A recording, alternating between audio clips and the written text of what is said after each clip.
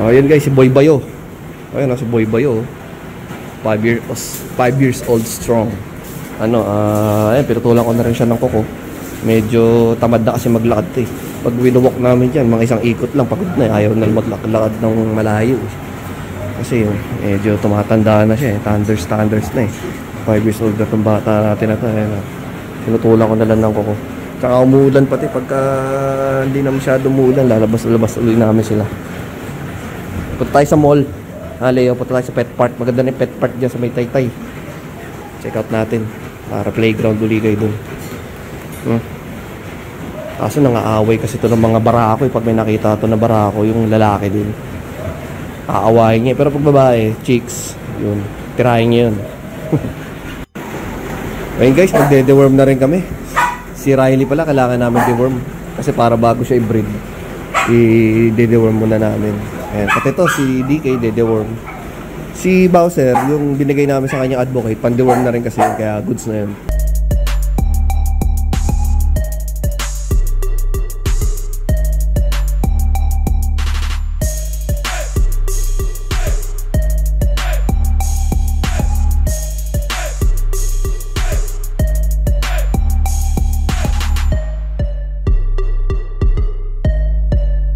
Yo, what's up?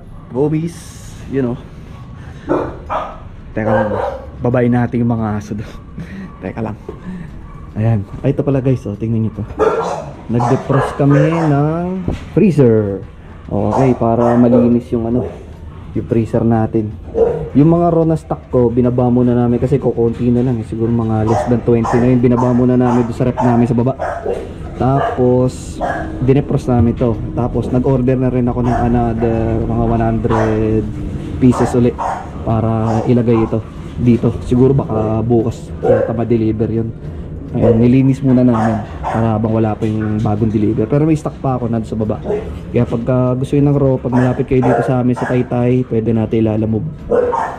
O kaya kung banda sa Rizal, basta yung dito malapit-lapit na area. Manila, kaya rin namang Quezon City, Marikina, yan, mga nakakaabot pa ng Las Piñas, Muntinlupa. Pwede natin lalamove dyan pagka gusto nyo ng raw. Syempre dog food. Ayan, meron pa tayo ditong Babaro. Ayan, Babaro Force, tsaka Babaro Work. Ba, isa na lang rin pala yung Babaro Work ko. Yung Babaro Force, may 3 sako pa ako. Magre-restock ulit tayo by next week. Nako, ito yung mga doggies natin eh. Mamaya lalabas natin sila. Tingnan natin kung maaga-aga ako makauwi. Pero pag hindi ako maaga nakauwi, si Makmak na lang maglalabas. Ayan, i-walk niya yung mga yun si DK. Tingnan natin kung saan to. Tuyo na rin pala yung niya. Ito yung nakaraan binigyan namin Brabecto. Ayun ito yung si Pong. Medyo tuyo naman na yung mga namumula sa coat niya. Nawala rin yung mga pamumula. Mga 1 week pa lang naman eh. Siguro mga matagal-tagal to, 1 buwan bago gumaling ng tulo yan. Ayan, bibili ka na yung Brabecto. Tapos magpa-follow up ako dyan. Papatakan ko ulit siguro after 2 weeks ng advocate para talagang totally mawala na yung yung kanyang parang galis-galis. Grabe yung ginawa ng dog food na nagamit ko nung nakaraan. Buti na lang dumating na uli yung Babaro, kaya medyo okay na siya. Tapos ito, ayan si Zina. Tanggalin natin yung mga tao para maganda. Si Zina, ito na lang yung natitira anak ni Rook. Ayan, available yun. Tapos ito, may tayo pa. May tayo pa ito. Ano to? Yung pastad to eh. Anak din to ni Leo. Tama ba? O yata. Anak din pala to ni Leo. Binalik kay Lena Hidas. Kiara, si Tess, si Riley, si DK. Si DK baka i-out ko guys. Babawas ako ng mail dito. Pagka gusto nyo si DK, pwede pala natin itong i-out. Magbabawas ako ng mail. Kasi nandiyan na si Bowser eh. Saka itong si Epi. Tapos si Leo. Si DK guys, kung gusto nyo, kung meron sa inyong nakakatipo kay DK, pwede natin i-out. Basta message nyo ako, hindi naman ganun kamahal. Yung saktuhan lang para naman sa kanyang katawan. Tingnan nyo naman, laki-laki ng katawan niya, laki ng ulo. Show pointed na rin yung si DK. Tapos, ayun, ready to show, correct. Correct siya from head to tail. Magandang ngipin, maganda yung pastern, malaking legs kasi laki ng katawan niya. Ayan. Yung type niya si DK guys, message nyo ako sa FB page, pag-usapan natin. Bibigay natin to sa, sana doon sa ano mapunta sa nagsho-show para hindi sayang yung potential niya, para ma-show pa rin siya. Oh, kasi medyo naging busy ako na itong mga nakaraan, hindi ako nakakapunta sa mga dog show. Kaya kung gusto nyo kayo na magtuloy, pwedeng i-show yan. May future yan si DK. Ganda na ng katawan na. Pero tatry ko pa rin kapag wala kang kumuha sa kanya, tatry ko pa rin i-show pa rin siya. Kita-kits tayo ulit sa mga show pagka medyo busy. Ito mga nakaraan, busy talaga eh. Kaya hindi ako makapunta sa show. Siyempre may pasok ng mga bata. Kasi maraming activity sa school, kaya hindi natin masyado maasikaso yung dog show. Tsaka masyado magastos. O yan, sige guys, alis muna ako. Mamaya, kita-kits tayo mamaya. Lalabas natin, mainit pa yun. Pagka uwi ko na lang, pagka uwi ko, try ko ilabas sila. Pag hindi, si Makmak na lang. At magpapakabit muna ako ng preno. Dumating na yung preno na ano, para dito sa CBR ko. Yung nakarang na order ko, mali pala, hindi kasya. Panglumang CBR 500 pala yun. Iba pala yung para dito sa 2022 model. Ito, ayan o, dumating na. Butik magastos. Ano yan? 2,000 isang set, dalawang set. Dual disc brake kasi, kaya kailangan palitan na. Ginagamit natin yan eh. Pangliwaliw natin yan eh. Tapos ito, yung sa tambucho to, yung parang ano, DP killer silencer. Dati na to eh, gusto kong idaan mamaya sa gawaan ng muffler. Ayan o, mamaya i-ano ko siya. Ang gagawin ko dyan, sana, ito kasi naikakabit, kaso ang hirap niya tanggal kabit.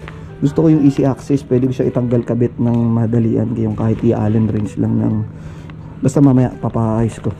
Gusto ko yung madaling access eh, para pagka dito lalabas ako, mag-start ako dito sa bahay, medyo tahimik. Tapos pagka medyo nakalayo na ako, tsaka ako na tatanggalin to silencer. Sige, maya.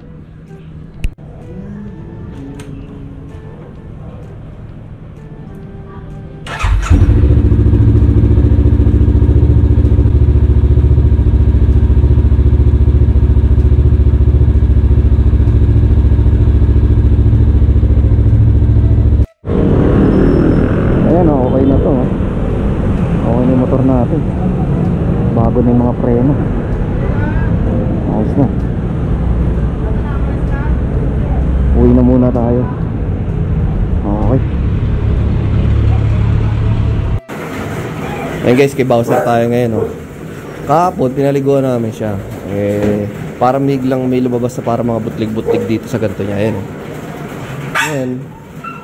ngayon bibigyan namin siya ng ano, advocate para hindi magtuloy yan, baka masira pa yung balat niya. Kaya bibigyan na namin ng advocate. Tapos ito si Riley oh, hit na oh. Ayan oh, antay. Yung anak niya na huli, ito na oh, 7 months na oh. Bali nung nakaraan binread namin ito, hindi naman nag-take eh. Ngayon ano, ang gagawin namin, diba nung nakaraan binread siya kay Astrox, yung Merle, hindi siya nag-take. Tapos ngayon balak namin i-breed siya kay ano, DK. Testing namin kay DK kasi si Riley naman mukha talaga siyang ano eh, American Bully, Pocket Bully. Although tatay niya si ano, si pangalan nito tatay niya, ayun si Crazy Boy. Si Crazy Boy yung sa Bayabas, ano, tatay niya Veneno blood. Kasi Veneno American Bully naman yun eh. May dugo lang siya ni Miyagi. Pero sa ano kasi 50-50 si Veneno, pero mukha siyang American Bully pa rin. Nagpo-produce lang siya ng exotic kasi nga through inbreeding, tsaka pag inaaluan ng ano, ng mga exotic blood like yung mga bait blood, mga devil spit, yun. Pero American Bully talaga. Kaya ang gagawin namin, gagawa kami ng American Bully na may Veneno blood na yun. Gagawin namin si DK, i-stud namin kay Riley. Kasi si Riley talaga mga Pocket Bully naman yan. Ayan o. Saka maganda katawan ni Riley. Subukan namin kay DK.